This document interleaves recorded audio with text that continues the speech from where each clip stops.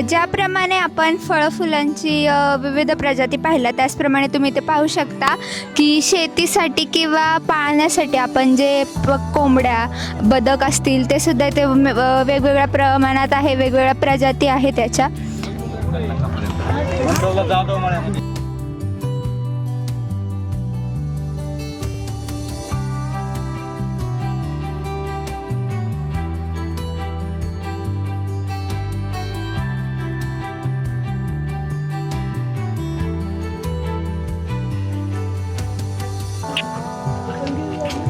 हे तुम्ही पाहू शकता, हा जरा वेगळं काहीतरी दिसतंय आणि छान वाटतंय पाहायला सुद्धा. वेगळा कलर, संपूर्ण पांढरा कलर आहे आणि वरती ग्रे कलर आहे. ते बदक सुद्धा आहे.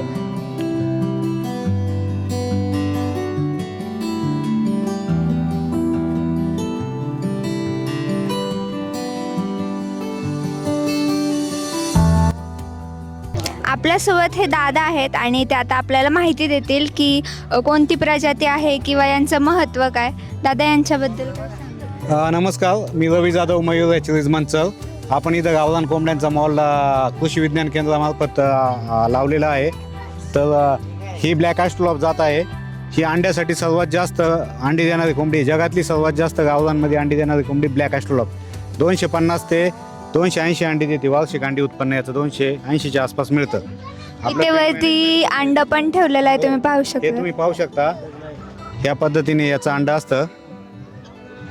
गावरांच्या रेटमध्येच हे विकलं जातं. ही बाहेरच्या देशातली फायुमी म्हणून जात आहे. बाहेरच्या देशातली गावरान जात आहे. ही पण अंड्यासाठी चांगली आहे. 210च्या आसपास याला अंडी मिळतात. हे पाहू शकता तुम्ही, या पद्धतीचं याचं अंड असतं. रेड आयलँड रोड हा पक्षी आहे. हे पण अंड्यासाठी चालतं. 240च्या आसपास याला अंडी मिळतात. ह्या लाईनमध्ये जेवढे पक्षी आहेत ते अंड्यासाठी आपण शेतकऱ्यांना पाहण्यासाठी ठेवलेले आहेत. ससेक्स म्हणून जात आहे इंग्लंडमधली गावरान जात. 240 ते 250 वार्षिक अंडी उत्पन्न आहे याचं. वजन वाढ थोडं जास्त होतं. आपण फीड मेंटेन केलेलं आहे, त्याच्यामुळं पक्षी आहेत असे. हे प्युअर गावरान देसीमध्ये येतं. खुडूकवाणारी प्युअर गावरान कोंबडी. अंड्याचं प्रोडक्शन वार्षिक अंडी उत्पन्न 100 ते 120 आहे. वजन वाढ 100 दिवसात 1 किलो होती. डिपेंड आपण फीड कसं वापरतो त्याच्यावर. हे इंडियन रोड रनर बदक. शेतकऱ्यांनी जर बदक फार्म केलं, डक फार्म, तर अंडी उत्पन्न प्रोडक्शन चांगलं आहे. 250च्या आसपास याची अंडी वार्षिक मिळतात. हे फॅन्सीमध्ये शोपीस म्हणून आहे. तर आपण सर्वात छोटी कोंबडी मेले प्लेयर म्हणतात याला. हे आपण शेतकऱ्यांना इथं उपलब्ध करून दिलं आहे पाहण्यासाठी. आणि याची पिल्लं पाहिजे असेल तरी ते मिळू शकतात आपल्याकडे मंचरमध्ये. ही कोलंबियन ब्रह्मा, जसं की तुम्ही आपलं मुलाखत घेतली होती गेल्या वर्षी, एक्झिबिशनमध्ये आला होता त्यावेळेस मुलाखत घेतली होती. मी तुम्हाला सांगितलं पण होतं नेक्स्ट टाईम आलो होतं आपण याची पिल्लं उपलब्ध करू. आपल्याकडे याची पिल्लं मयूर हॅचरीजमध्ये उपलब्ध आहेत ब्रह्माची. कुणाला 1 दिवसाची पिल्लं पाहिजे असेल तर मिळतील आपल्याकडे याची. हा सिल्की म्हणून आहे. याची ही पिल्लं आपल्याकडं मंचरमध्ये मिळतात. पोलीस कॅप म्हणतात त्याला.